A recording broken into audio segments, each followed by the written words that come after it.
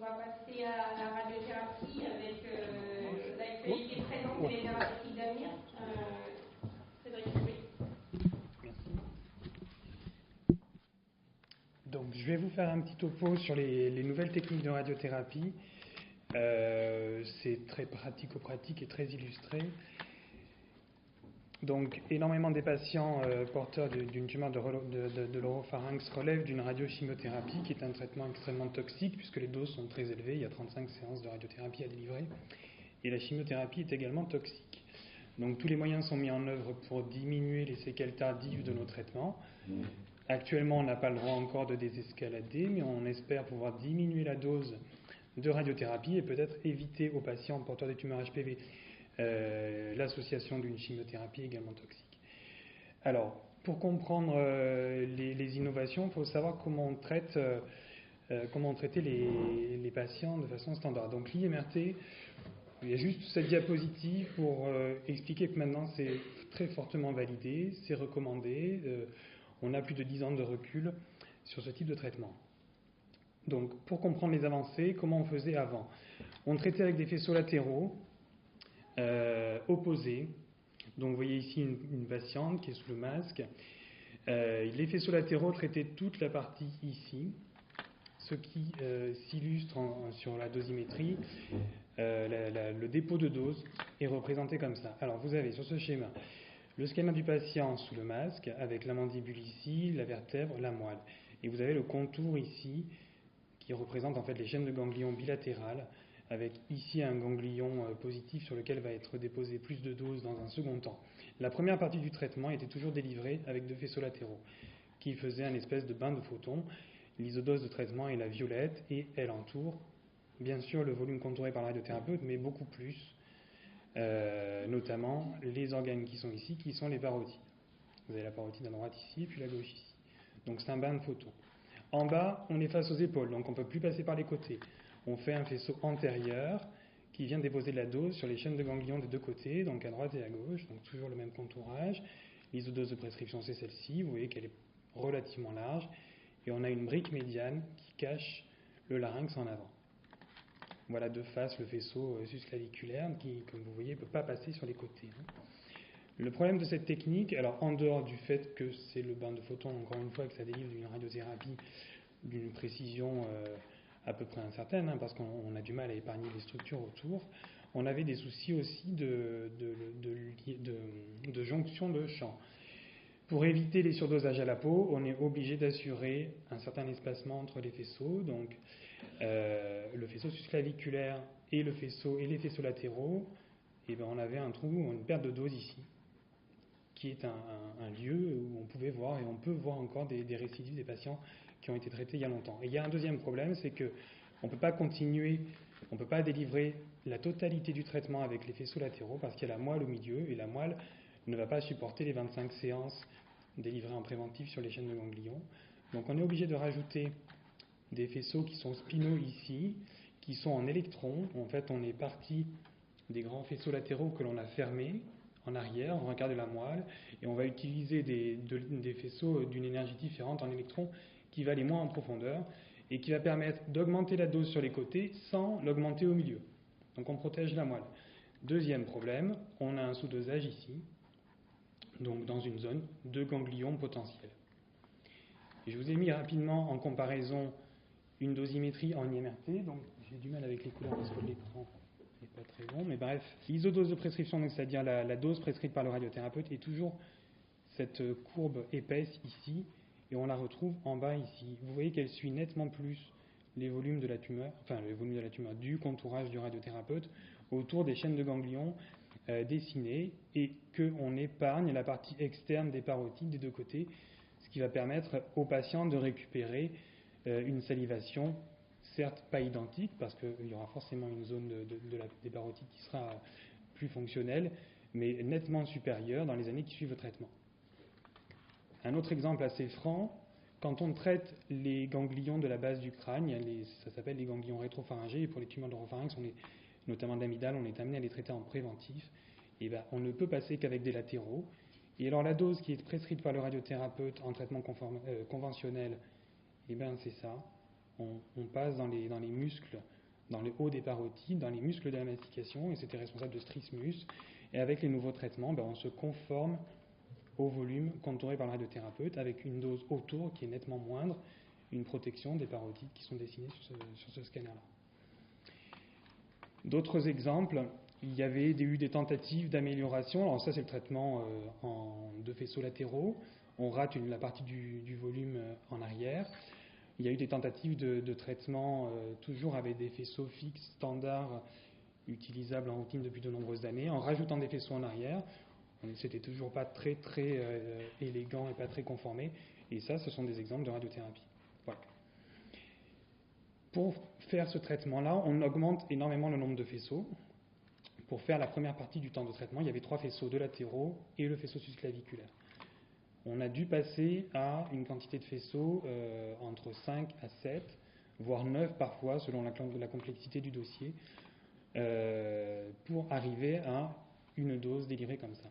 Et il y a un deuxième artifice qu'on utilise, c'est que les lames qui se conforment au volume vont se déplacer petit à petit au cours du traitement. En fait, faisceau par faisceau, il y a plusieurs étapes. On multiplie les faisceaux, et dans les faisceaux, on multiplie les zones ouvertes ou fermées, c'est-à-dire où l'irradiation va passer. J'aurais dû vous dessiner les organarismes, mais il faut imaginer la parotide ici. Et à un moment, dans le traitement de ce faisceau-là, les lames vont aller cacher la parotide, vont aller cacher le larynx, vont aller cacher des structures qui n'ont pas besoin d'être irradiées.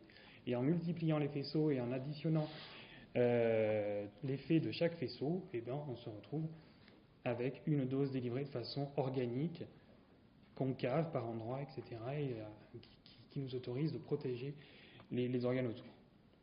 La problématique de l'IMRT, c'est que premièrement, ça augmente le gradient de dose entre les zones à traiter et les zones saines. Le gradient de dose, c'est en fait l'espace qu'il y a entre le volume cible et la dose prescrite par le radiothérapeute. Au-delà de cette zone-là, la dose décroît très vite. Donc si on ne traite pas bien, si on ne contourne pas bien une zone, elle ne sera pas irradiée à dose forte, et donc il y a un risque de récidive à ce niveau-là, du même type que le risque de récidive que l'on pouvait voir dans ces zones-là qui étaient mal couvertes. Donc il n'y a pas de dose là où c'est pas contouré, il faut apprendre à contourer correctement pour que ce soit pour éviter les erreurs. Ces erreurs, à l'époque, elles étaient masquées par les techniques, parce qu'avec 2 faisceaux latéraux, les structures qui n'étaient pas contourées, à partir du moment où elles étaient entre les 2 faisceaux latéraux, elles recevaient la dose idéale. Il y a eu au début, et puis avec l'arrivée de l'IMRT, des comparaisons de contours de radiothérapeutes. Alors un radiothérapeute, c'est un peu comme un chirurgien, il apprend son travail dans une structure, on va lui apprendre une façon de faire, et s'il ne va pas voir ailleurs un peu comment ça se passe, il va peut-être rater des techniques ou des méthodes opératoires et donc de radiothérapie par similitude différentes. Voilà des contours de radiothérapeute pour une tumeur donnée, donc une tumeur de l'oropharynx. Voilà les contours qu'on pouvait observer entre les différents radiothérapeutes. Certains n'irradiaient que d'un côté, d'autres les 2 côtés, l'autre, certains en avant, pas en avant, etc. Si on fait un traitement avec 2 latéraux, par exemple, dans cette situation-là, très bien, le côté va recevoir de la dose alors que le radiothérapeute ne l'a pas dessiné. Si on fait une IMRT, il n'y aura pas de dose ici, pas suffisante en tout cas. Donc un des premiers points, ça a été de standardiser les cibles de traitement. Il est facile de sélectionner, de voir, de repérer une tumeur quand on utilise le PET scanner, l'IRM, de fusionner les examens, les modalités d'examen. Il est facile de repérer la tumeur. Il est moins évident, quand on ne sait pas le faire, de sélectionner les zones où la tumeur pourrait se loger, de sélectionner les volumes à risque. Et ces volumes à risque, ils ont été définis par un comité d'experts internationaux qui s'est aidé de la définition anatomique des aires ganglionnaires et qui a donné des abacs de contourage des aires ganglionnaires. Alors vous avez ici les aires ganglionnaires superficielles et profondes. Récemment, on prend mieux en compte la parotide notamment. Et toutes les chaînes des ganglions, c'est une anatomie très complexe. Et dans chaque situation, à chaque coupe du scanner est prédéfinie de façon collégiale avec des radiologues, des chirurgiens, des radiothérapeutes, les zones à traiter en préventif. Et on a sur cette vue en 2D ce que ça représente. Et on a organe par organe ORL, étage par étage, des recommandations de volume à irradier en préventive. Donc par exemple pour l'oropharynx, Si la tumeur est N0 ou N1, on va traiter les aires de ganglion 2, 3, 4, les rétropharyngées. Si la tumeur a un envahissement ganglionnaire plus majeur, on va traiter plus d'aires ganglionnaires. On a des recommandations aussi pour traiter éventuellement un côté du cou versus deux côtés du cou. Donc tout ça maintenant c'est bien établi et les radiothérapeutes formés récemment généralement ont la notion de ces structures. Voilà le résultat théorique idéal d'un traitement d'une tumeur donc, de l'oropharynx avec un ganglion. On arrive à dessiner très facilement en superposant donc, le PET scanner et l'IRM les zones où on voit la maladie, où il va falloir faire le maximum de la dose. Par contre, concernant les zones préventives, voilà ce qu'il faudrait théoriquement faire. Traiter un peu plus large autour à un niveau de dose élevé, et l'ensemble des autres structures, donc en bleu ici et en jaune là, sont les chaînes de ganglions, les chaînes de ganglions et la zone autour de la tumeur, qui doit relever d'une dose préventive parce que la tumeur peut aller se développer là-dessus. Et ici, vous avez une glande sous-maxillaire qui a été dessinée parce qu'avec l'IMRT, à partir du moment où il y a un trou à côté d'un volume, on peut demander au logiciel et à nos appareils de délivrer moins de doses à ce niveau-là. L'inconvénient de l'IMRT, c'est que premièrement, c'est une technique qui est complexe à mettre en œuvre. Elle demande beaucoup de temps de travail pour les équipes techniques. Il y a beaucoup de mesures à faire sous l'appareil. Il y a des contrôles de qualité pour vérifier que la machine fait bien ce qu'on lui demande. Tous nos appareils sont testés quand ils arrivent en faisceau fixe. On sait qu'un faisceau ouvert de tant de centimètres par tant de centimètres, on a besoin, la qualité du faisceau est vérifiée comme ça. On va devoir aussi vérifier que les lames se déplacent bien en temps voulu. Et ça, c'est nos physiciens qui testent ça. La deuxième chose, donc, c'est que le temps de préparation est beaucoup plus long. Il y a un temps de contourage qui est beaucoup plus important pour les médecins, et il y a un temps dosimétrique de calcul qui est également beaucoup plus important. On impose aux physiciens des contraintes pour protéger les organes autour, que ce soit la mandibule, que ce soit les glandes salivaires, le larynx, la cavité buccale. Donc il y a des calculs à faire, et les logiciels avec un système de dosimétrie inversée, on lui demande de respecter une dose dans certains organes, tout en appliquant une dose de traitement dans les volumes dessinés. Donc c'est un système complexe. Et dernière chose, pour vérifier que le traitement est bien réalisable, chacun des traitements est testé sur un fantôme, chacun des traitements de chaque patient est vérifié. Donc c'est une technique qui est chronophage, qui demande du temps et qui se met en œuvre plus ou moins facilement. Voilà. Deuxième inconvénient, c'est que quand on augmente la précision du traitement, on augmente donc le gradient de dose, comme j'ai dit tout à l'heure, et il y a un risque de rater la cible qui est plus important. Si on est plus précis,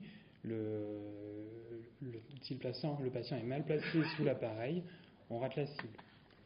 Dernier inconvénient, c'est qu'on multiplie les faisceaux de traitement. Le temps de traitement est augmenté d'environ 50%, ce qui est énorme sur les machines. C'est quand les machines sont un peu en surcharge, et ça donne moins de place disponible pour les autres patients.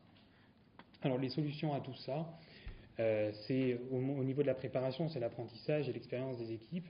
Alors, actuellement, tous les radiothérapeutes, les internes de radiothérapie passent tous dans des centres où l'IMRT se fait en routine.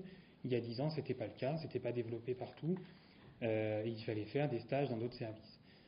Les constructeurs de machines, quand ils nous vendent les machines, nous proposent aussi des stages et des formations dans des centres experts qui permettent d'apprendre la technique et le contourage. Mais ça demande du temps là aussi, et les vieux radiothérapeutes ont souvent beaucoup de mal à s'y mettre. La précision, on est obligé de passer à une contention qui est plus stricte, et on passe sur un masque 5 points, je vous montrerai des photos tout à l'heure, et on a ajouté une technique de repérage de la position du patient. La position du patient était vérifiée par des radios qui étaient de mauvaise qualité sous l'appareil, qui étaient faites avec la source de rayonnement. On a maintenant des scanners embarqués sur l'appareil, et je vais y venir tout à l'heure.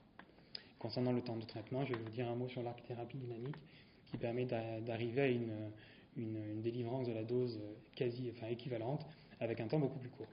Alors concernant la contention, on est passé à des masques 3 points qui sont ceux-là, où uniquement la tête du patient est fixée, à des masques beaucoup plus grands qui prennent les épaules, parce que les faisceaux vont passer beaucoup plus par les épaules, par les côtés.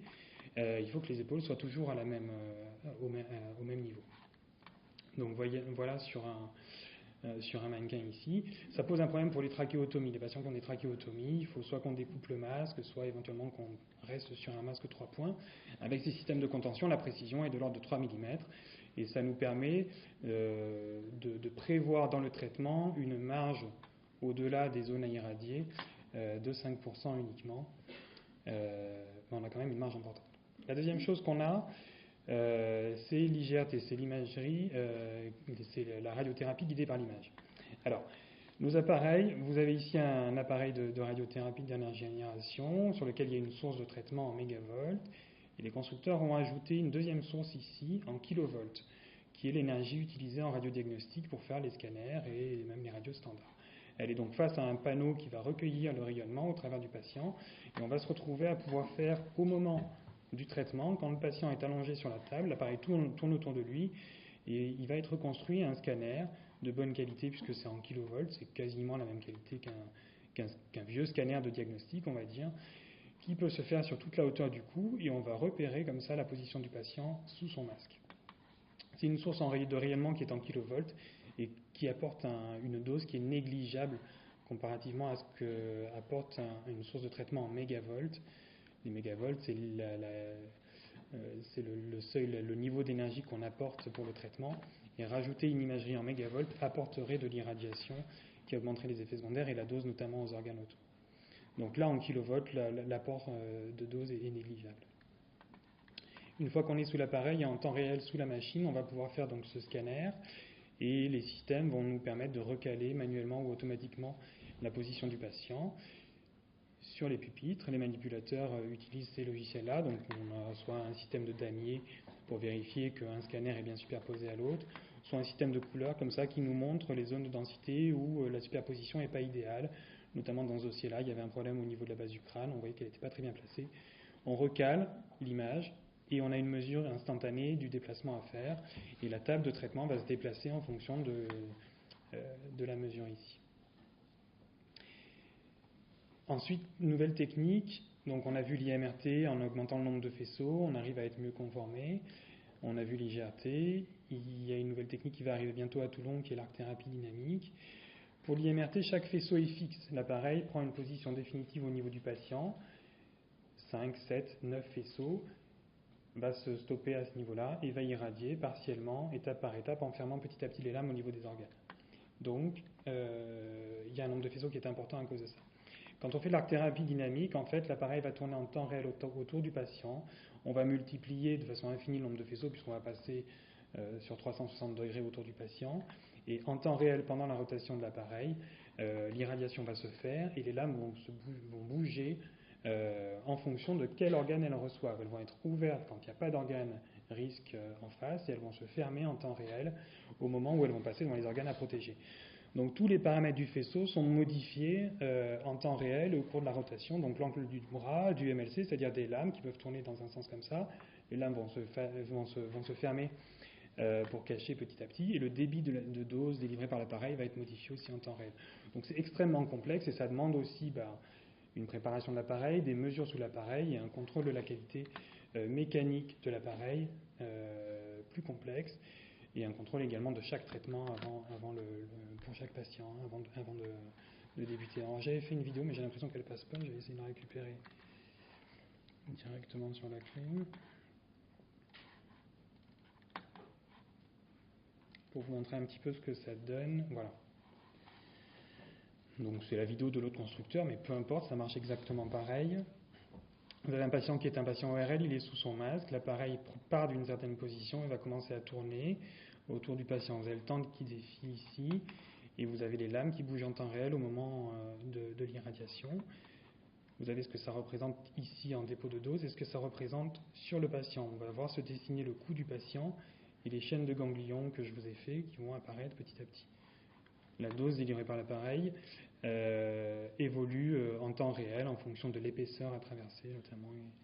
Voilà. Et vous allez voir que la dose va se déposer petit à petit. Donc le temps de traitement est beaucoup plus court qu'en IMRT. La conformation de la dose est au moins équivalente. Donc c'est une avancée technique qui va nous permettre de traiter plus de patients en moins de temps et on espère qu'elle sera en route d'ici la fin d'année. On va voir se dessiner en rouge, là, je ne sais pas si vous avez les couleurs correctement, la dose prescrite par le radiothérapeute. On a bien sûr une délivrance de dose qui tourne autour du patient, donc on a de la dose un peu partout, mais ce sont des très faibles doses. La dose se concentre uniquement, bien sûr, là où on veut, et on voit se dessiner le trou ici qui représente la moelle qu'on avait repérée tout à l'heure sur l'autre patient. Des trous sur les côtés ici qui représentent les parotides. priori. Voilà, il faut compter à peu près entre 2 et 3 minutes. Ils ont dit 1 minute 19, c'est très court. Voilà. C'est pas celui-là. Voilà, donc voilà ce que peut donner une dosimétrie en arc-thérapie dynamique. On a le même système de dépôt de dose, une forme qui est concave par endroit, convexe, voilà, qui n'a rien à voir avec le dépôt de dose qu'on avait des 2 faisceaux latéraux. Vous avez les glandes salivaires ici qui sont complètement en dehors de la dose prescrite par le radiothérapeute. Et le traitement dure à peu près 3 minutes versus 12 minutes, 12 à 15 minutes actuellement en IMRT fixe. Donc en conclusion, les nouvelles techniques de radiothérapie en ORL, et notamment pour les tumeurs de l'oropharynx, sont des indications qui sont très larges, et en fait ça concerne tous les patients relèvent maintenant de ce type de traitement. Le bénéfice il a été validé par les tutelles depuis plusieurs années. Il y a moins de xérostomie, il y a moins de trismus, la tolérance pendant le traitement est pas forcément mieux, puisque de toute façon la dose totale délivrée dans les cavités ORL est identique.